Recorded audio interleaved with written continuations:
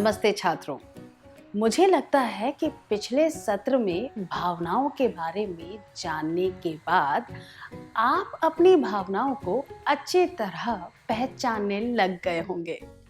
हमने कुछ मूल भावनाओं के बारे में समझा और यह भी देखा कि भावनाएं नकारात्मक और सकारात्मक होती हैं। हमने यह भी जाना कि भावनाएं क्यों उत्पन्न होती हैं और हमें उनके बारे में क्या करना चाहिए। आज की क्लास में हम यह समझने की कोशिश करेंगे कि दूसरों की भावनाओं को कैसे समझा जाए। शुरुआत करने के लिए क्या हम एक खेल खेलें? 4 छात्र स्वेच्छा से मेरे पास आए। बाकी छात्रों को आपस में 4 समूह बनाने हैं। मेरे पास खड़े चारों छात्रों को एक कार्ड दिया जाएगा। उस कार्ड पर किसी भावना को बताता हुआ एक शब्द लिखा होगा। कार्ड पढ़ने के बाद उस छात्र को वह भावना चेहरे के भावों से दर्शानी है। समूह में बैठे छात्रों को वह भावना पहचान कर एक कागज पर लिखनी है। कृपया यह ध्यान में रखें कि जब तक मैं ना कहूं तब तक कोई भी जवाब को बोलकर नहीं बताएगा। क्या आप खेल के सारे नियम समझ गए हैं? हम शुरू करें।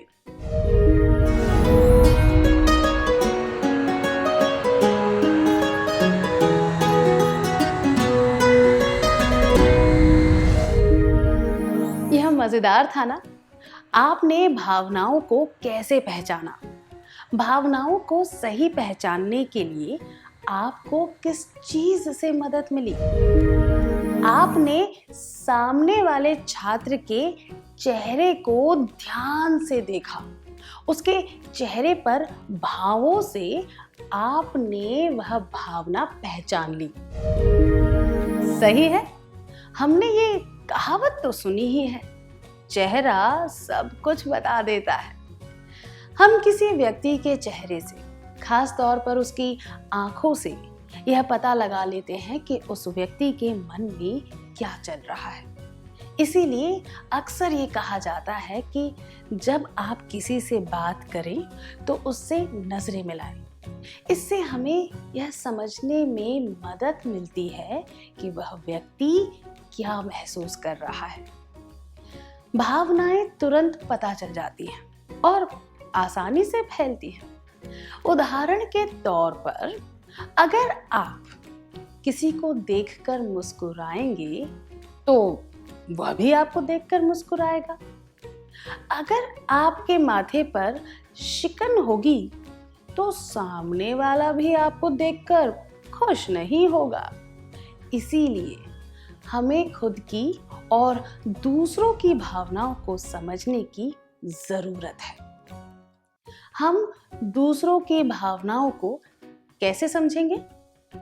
क्या हम एक अभिनय करें? कृपया 2 छात्र स्वेच्छा से आ जाएं।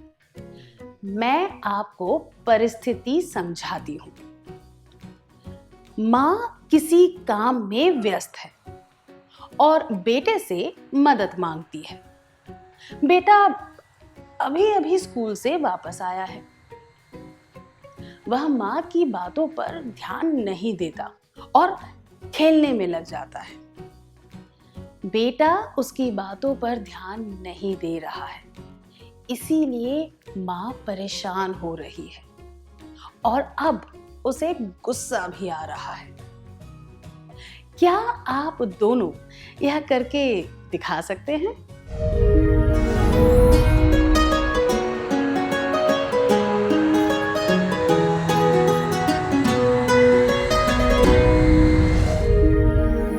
धन्यवाद, आपने बहुत अच्छा किया। अब आप अपनी जगह पर वापस जा सकते हैं। आपने अभी क्या देखा? माँ बेटे को मदद के लिए पुकार रही है, पर बेटे को कुछ पड़ी ही नहीं। माँ परेशान हो जाती है और बेटे पर चिल्लाती है। बेटा फिर भी ध्यान नहीं देता और खेल में जुटा रहता है। माँ गुस्से में आकर बेटे को डांटती है। बेटा इस बात से नाराज और परेशान हो जाता है। यहाँ पर किसकी गलती है? माँ को यह उम्मीद थी कि बेटा उसकी मदद करेगा। माँ की परेशानी गुस्से में बदल जाती है, इसीलिए वह बेटे को डांटती है। वह बेटे को डांटना नहीं चाहती थी, वह बेटे से थोड़ी मदद चाहती थी। आपने माँ का किरदार निभाया था। क्या अपने बेटे से मदद की उम्मीद रखना गलत था? आपके अनुसार उस हालत में माँ की मानसिक स्थिति को देखते हुए यह लगता है कि उसने कुछ भी गलत नहीं किया। आप इसे माँ के दृष्टिकोण से देख रहे थे, ठीक है? क्या अब हम इसे बेटे के दृष्टिकोण से देखें? वह स्कूल से लौटा ही था और थक गया था। कुछ देर खेलने के बहाने वह आराम करना चाहता था। माँ की बात को अनसुना करने का उसका कोई इरादा नहीं था। बात बस इतनी थी कि वह अपने खेल में मग्न था। आपने बेटे का किरदार निभाया था। क्या बेटे ने जानबूझकर माँ की बात नहीं मानी? उस हालात में बेटे की मानसिक स्थिति और उसके इरादे को समझते हुए यह लगता है कि बेटा गलत नहीं था। तो इन सब बातों से हमें क्या समझ में आता है? हम दूसरों की भावनाओं को अच्छी तरह समझ सकते हैं अगर हमें उस समय के हालात, उनकी मानसिक स्थिति और इरादों के बारे में पता हो। इरादा, परिस्थिति, हालात, मानसिक स्थिति। उदाहरण के लिए, जब कई बार पुकारे जाने पर भी बेटे ने जवाब नहीं दिया तो माँ परेशान हो गई। वह चाहती थी कि उसका बेटा दूसरों की मदद करने के बारे में सोचे। अपनी परेशानी और गुस्से को भगाने के लिए वह बेटे को डांटने लगी। अगर बेटा कुछ देर के लिए इस बारे में सोचता तो उसे यह समझ आ जाता कि हालात और मानसिक स्थिति की वजह से माँ को गुस्सा आ गया था। तब वह माँ से नाराज नहीं होता। इसी तरह अगर माँ ने ये सोचा होता कि बेटा स्कूल से थक कर आया है, खेल के द्वारा कुछ देर आराम करना चाहता है, तो वह उस पर गुस्सा नहीं होती। क्या हम एक और उदाहरण देखें? इसके लिए मुझे 2 छात्र चाहिए जो स्वेच्छा से आना चाहते हो। मैं आपको परिस्थिति के बारे में बताती हूँ।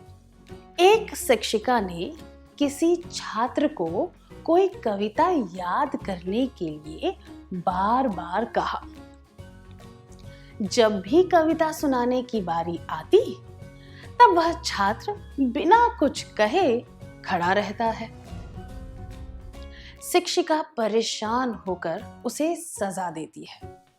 सजा के तौर पर छात्र को वह कविता जोर से बोलते हुए 10 बार लिखने को कहा जाता है। क्या आप दोनों यह करके दिखा सकते हैं?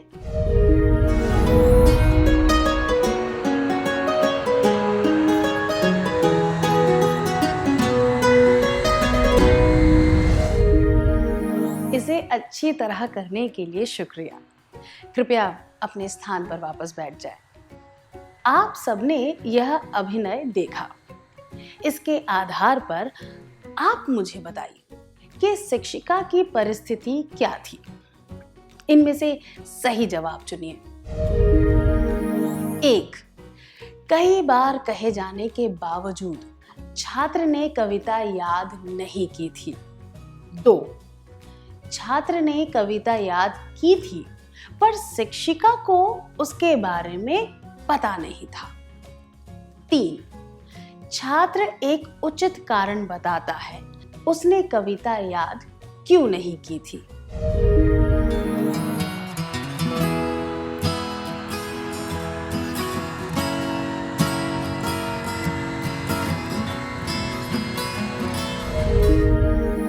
जी हाँ, आपने सही बताया।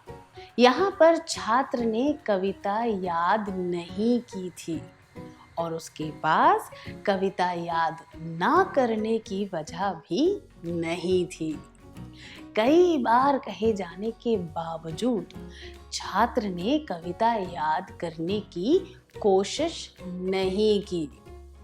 छात्र को यह कविता बिल्कुल भी याद नहीं थी। शिक्षिका खुद को इस परिस्थिति में पाती है। आइए अब शिक्षिका की मानसिक स्थिति के बारे में बात करें। शिक्षिका ने इस परिस्थिति को किस तरह देखा होगा? उसकी मानसिक स्थिति कैसी रही होगी? मैं फिर से आपको 3 विकल्प दूंगी और आपको सही जवाब चुनना होगा। 1, शिक्षिका खुश थी क्योंकि छात्र ने अपना काम नहीं किया था। 2, शिक्षिका को उस बात से कोई फर्क ही नहीं पड़ा क्योंकि इससे उसका कोई नुकसान नहीं हो रहा था।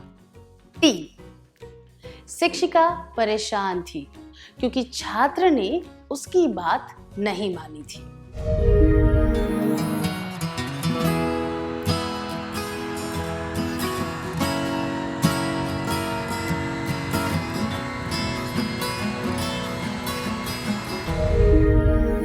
शिक्षिका बहुत परेशान थी क्योंकि बार बार समझाए जाने के बावजूद छात्र उसकी बात नहीं मान रहा था। क्या आपका जवाब यही था? बहुत बढ़िया। अगर कोई छात्र उसकी बात ना माने तो इससे शिक्षिका को खुशी कैसे मिल सकती है? यह भी संभव नहीं है कि शिक्षिका को इससे कोई फर्क ही ना पड़ता हो, क्योंकि वह हमेशा अपने छात्रों की भलाई ही चाहेगी। अब हम यह देखेंगे कि इस परिस्थिति में शिक्षिका का इरादा क्या था। पहले की तरह आपको 3 विकल्प दिखाए जाएंगे जिसमें से आपको सही जवाब चुनना है। 1, सबके सामने छात्र को शर्मिंदा करना। 2, छात्र को कविता याद कराना। 3, छात्र को रुलाना।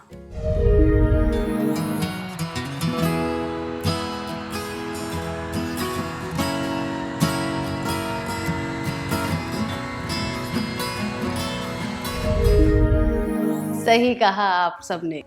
उसका इरादा था कि छात्र को वह कविता जुबानी याद हो जाए। छात्र को शर्मिंदा करके या फिर उसे रुलाकर शिक्षिका को कुछ भी हासिल नहीं होने वाला था। छात्र ने कविता याद नहीं की थी और उसने कविता याद ना कर पाने का कारण भी नहीं बताया था। इसीलिए शिक्षिका ने उसे सजा सुनाई। तो क्या वह गलत थी? बिल्कुल भी नहीं। कुछ कारण रहे होंगे जिसकी वजह से छात्र ने कविता याद नहीं की। छात्र को वह कारण समझा देने चाहिए थे। अगर उसने ये कह दिया होता तो उसे सजा नहीं मिलती, बल्कि परिस्थिति को समझते हुए शिक्षिका छात्र की मदद करती। मैं एक बार फिर दोहराती हूँ, हम किसी की भावनाएं तभी समझ सकते हैं जब हमें उनके इरादे, मानसिक स्थिति और हालात के बारे में पता हो। हमें उस व्यक्ति की नजर से परिस्थिति को देखना चाहिए। अगर किसी ने आपकी बात ना मानी हो तो सिर्फ उस आधार पर उसकी गलती निकालना या उसे नापसंद करना ठीक नहीं होता। वापस उस परिस्थिति के बारे में बात करते हैं। हमने देखा शिक्षिका का इरादा यह था कि छात्र ठीक से कविता सीखकर अच्छी तरह परीक्षा दे। छात्र ने जब इस बात को नहीं समझा तो शिक्षिका परेशान हो गई और उसने छात्र को सजा दी। छात्र को इससे अपमानित महसूस नहीं करना चाहिए। अगर छात्र ने शिक्षिका के इरादे को समझा होता तो वह यह नहीं सोचता कि शिक्षिका ने उसे अपमानित करने के लिए जानबूझकर सजा दी थी। तो दूसरों की भावनाओं को समझने के लिए हमें किन बातों को ध्यान में रखना चाहिए?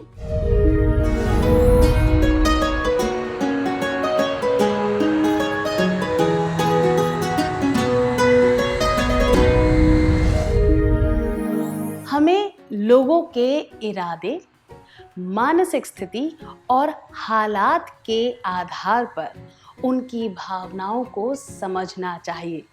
आइए एक बार फिर से कहें, हमें लोगों के इरादे, मानसिक स्थिति और हालात के आधार पर उनकी भावनाओं को समझना चाहिए।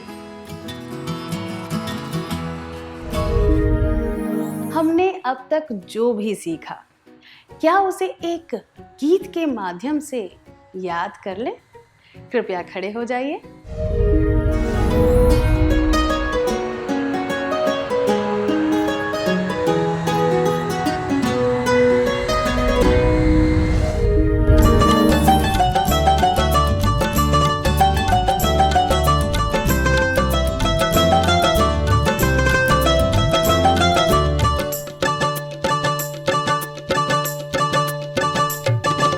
समझना चाहिए, हमको समझना चाहिए, दूसरों के भावों को हमको समझना चाहिए।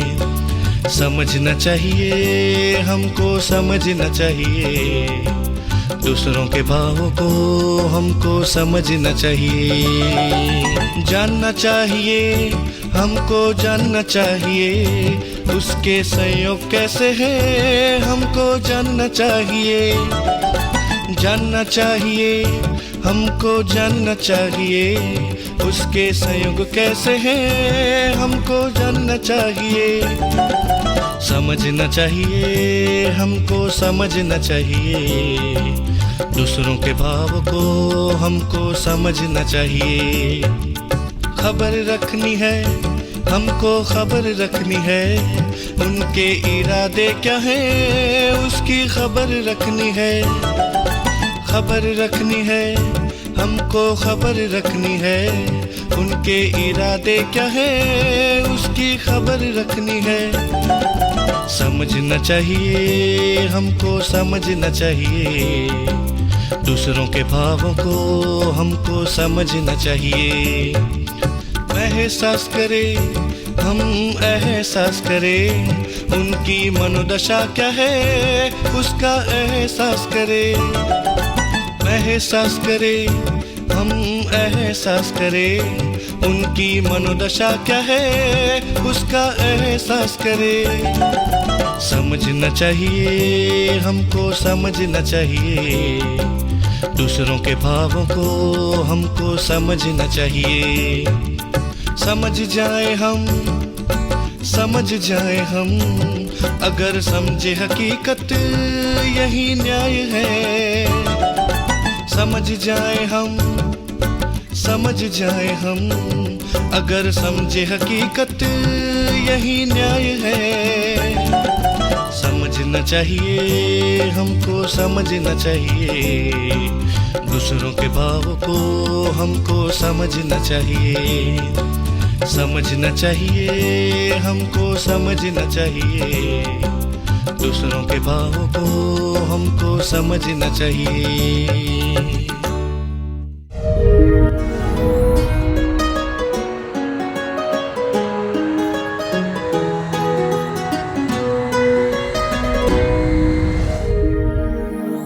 धन्यवाद। इस गीत से हमें यह संदेश मिलता है कि हर चीज को एक संदर्भ में देखना चाहिए। किसी ने कोई काम क्यों किया है, ये हम बेहतर तरीके से तभी जान सकते हैं जब हम उस व्यक्ति की परिस्थिति, मानसिक स्थिति और उसके इरादों के बारे में समझ रखते हो। हमें ये बात हमेशा याद रखनी चाहिए। इस बात को याद रखने वाले लोग हमेशा अच्छे संबंध बनाए रखने में सफल रहेंगे। क्या हम अगले कार्यों पर जाएं? मैं चाहती हूँ कि आप अपने करीबी दोस्त के सामने बैठकर हाल ही में हुए एक ऐसे अनुभव के बारे में उसे बताएं जिसका आप पर बहुत गहरा असर हुआ था। यह बात आपको उसके साथ नजरें मिलाकर बतानी है। सुनने वाले को भी आपके साथ नजरें मिलाते हुए सारी बात ध्यान से सुननी है। क्या आप समझ गए?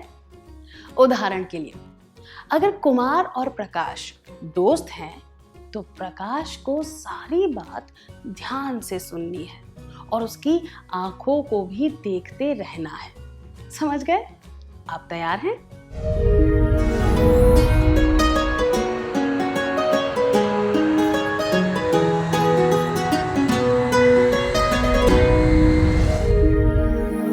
क्या आप सबने अपने अनुभवों के बारे में अपने करीबी दोस्त को बताया?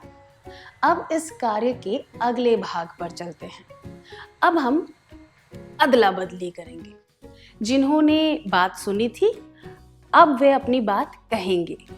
उसी उदाहरण को ले तो अब प्रकाश अपनी बात बताएगा और कुमार उससे नजरें मिलाते हुए ध्यान से सुनेगा।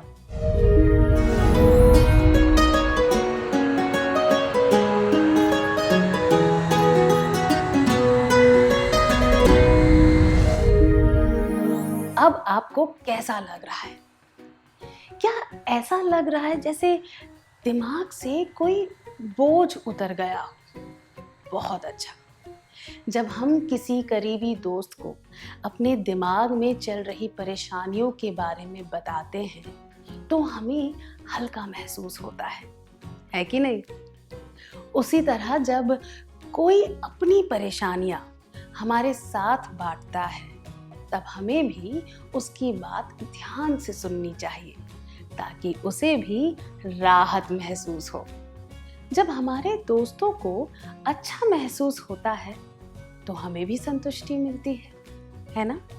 इस भाग दौड़ की जिंदगी में यह जरूरी है कि हम अपनी समस्याएं और भावनाएं किसी अच्छे दोस्त के साथ बांट सकें। हमें भी उनकी समस्याओं और परेशानियों को ध्यान देकर सुनना चाहिए। कल्पना कीजिए कि किसी दोस्त ने आपको गलत समझा और डांट दिया। इस बात से आपको तकलीफ पहुंची। आप ऐसी स्थिति में क्या करेंगे? क्या आप यह बात अपने तक ही रखेंगे या फिर किसी अच्छे दोस्त को बताएंगे जिस पर आपको विश्वास हो?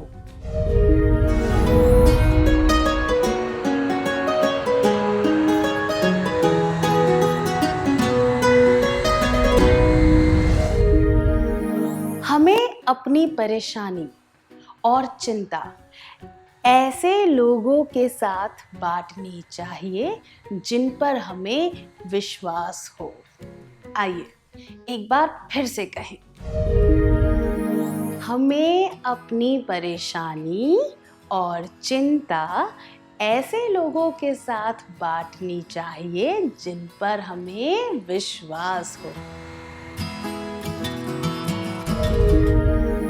कल्पना कीजिए कि एक दोस्त आपको अपनी निजी समस्याओं के बारे में बताता है। अगर आप यह बात दूसरों को बताएंगे तो आपके दोस्त को कैसा लगेगा?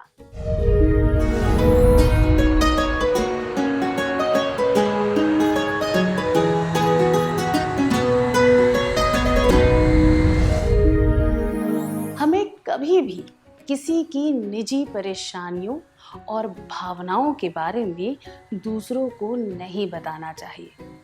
हमें ऐसी बातों को लेकर उनका मजाक भी नहीं उड़ाना चाहिए। आपके दोस्त ने आपको जो भी बताया हो, उसे गोपनीय रखना चाहिए। यही तो सच्ची और मजबूत दोस्ती की निशानी होती है। आइए एक बार फिर से कहें,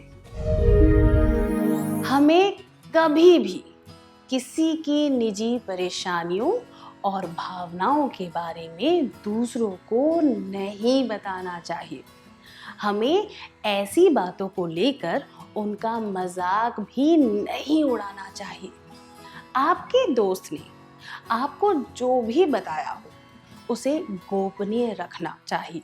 यही तो सच्ची और मजबूत दोस्ती की निशानी होती है। अब हम इस सत्र के अंत तक आ गए हैं। आज हमने जो भी सीखा, क्या हम उसे संक्षेप में एक बार देख लें? मैं आपसे निवेदन करूंगी कि आप सब एक एक करके खड़े हो जाएं और मुझे एक मुख्य बात बताएं। क्या हम शुरू करें?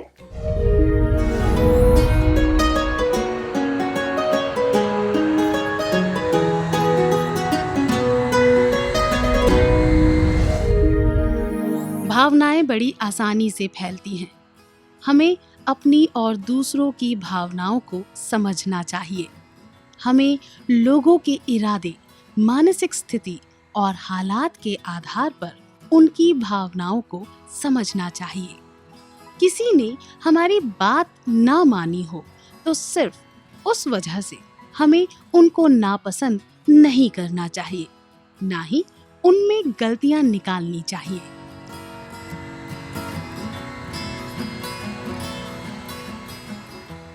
किसी ने हमें कोई काम दिया हो और हम वह काम ना कर पाए तो हमें उसका कारण बता देना चाहिए। जो लोग हम पर विश्वास करते हैं, हमें उनकी समस्याओं और परेशानियों को ध्यान देकर सुनना चाहिए। इस भाग दौड़ की जिंदगी में यह बहुत जरूरी है।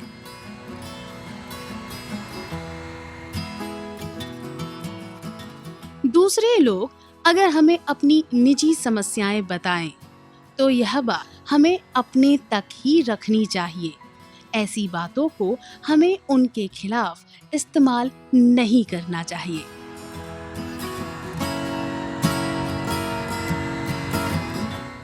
सीखी हुई सभी बातों को संक्षिप्त में बताने के लिए शुक्रिया।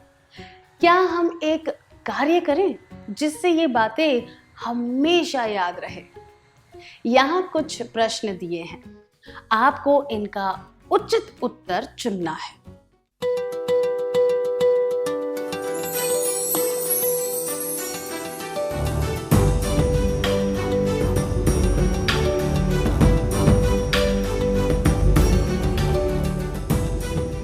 प्रश्न 1, आपकी माँ के सिर में दर्द है। वह चाहती है कि आप एक घड़े में पानी भरकर ले आएं। आप उनसे कहते हैं कि आपको स्कूल के लिए देर हो रही है और चल पड़ते हैं। घर लौटकर आप देखते हैं कि आपकी माँ को तेज बुखार है। आपको कैसा लगेगा? उत्तर: 1, मुझे कुछ भी नहीं लगेगा। 2, मुझे अपनी माँ की चिंता होगी। 3, मुझे यह लगेगा कि मैंने उनकी मदद नहीं की थी, इसीलिए वह बीमार पड़ी।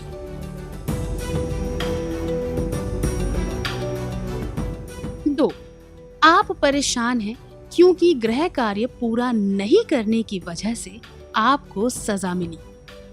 आपका दोस्त आपके साथ बात करने की कोशिश करता है और आपको समझाना चाहता है।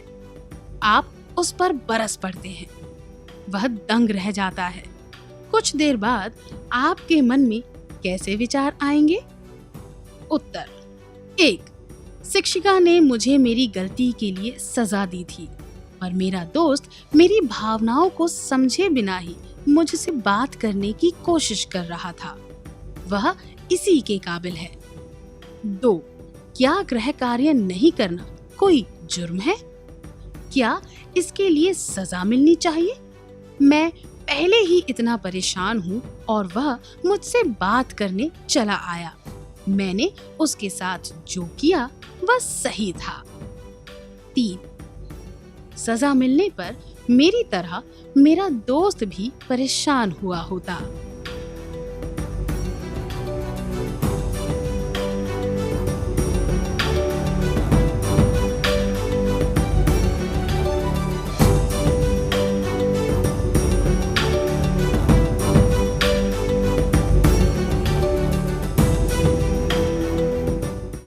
क्या आप अपनी अगली क्लास में आने से पहले ये काम पूरा करके लाएंगे? अगली क्लास में फिर मिलेंगे।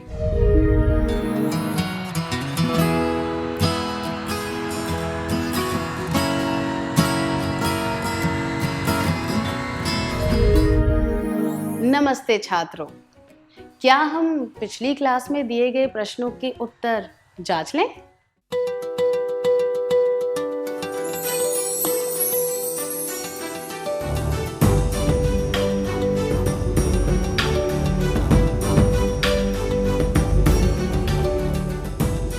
प्रश्न 1। आपकी माँ के सिर में दर्द है। वह चाहती है कि आप एक घड़े में पानी भरकर ले आएं। आप उनसे कहते हैं कि आपको स्कूल के लिए देर हो रही है और चल पड़ते हैं।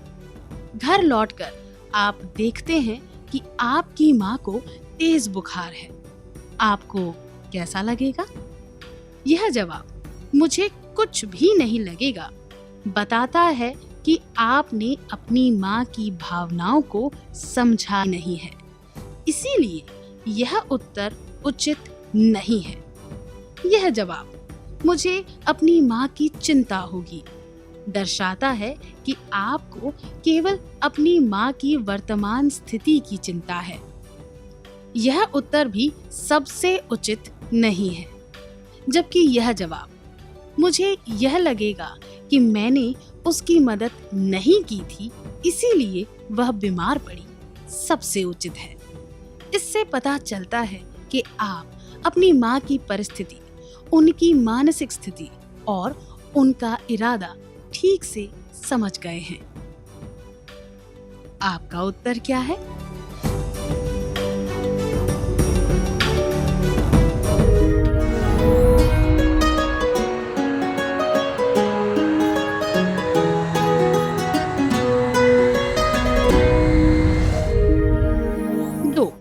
आप परेशान हैं क्योंकि गृह कार्य पूरा नहीं करने की वजह से आपको सजा मिली। आपका दोस्त आपके साथ बात करने की कोशिश करता है और आपको समझाना चाहता है। आप उस पर बरस पड़ते हैं। वह दंग रह जाता है। कुछ देर बाद आपके मन में कैसे विचार आएंगे? ये जवाब शिक्षिका ने मुझे मेरी गलती के लिए सजा दी थी, पर मेरा दोस्त मेरी भावनाओं को समझे बिना ही मुझसे बात करने की कोशिश कर रहा था। वह इसी के काबिल है। और क्या गृह कार्य नहीं करना कोई जुर्म है? क्या इसके लिए सजा मिलनी चाहिए? मैं पहले ही इतना परेशान हूँ और वो मुझसे बात करने चला आया। मैंने उसके साथ जो किया वह सही था, सही नहीं है। यह दर्शाता है कि आप दूसरों की भावनाओं को नहीं समझना चाहते, पर उनसे यह उम्मीद रखते हैं कि वे आपके हालात, मानसिक स्थिति और इरादे को समझें। यह जवाब सजा मिलने पर मेरी तरह मेरा दोस्त भी परेशान हुआ होता उचित है, क्योंकि इससे पता चलता है कि आप अपने दोस्त की भावनाओं को समझते हैं और उसका आदर करते हैं। आपका उत्तर क्या है?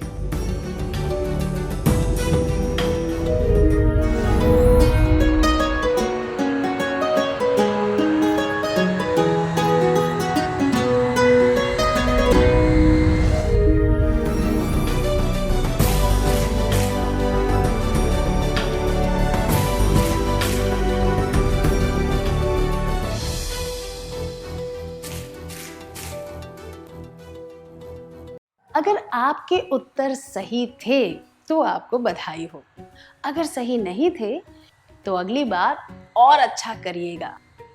क्या हम अगली क्लास की ओर बढ़ें?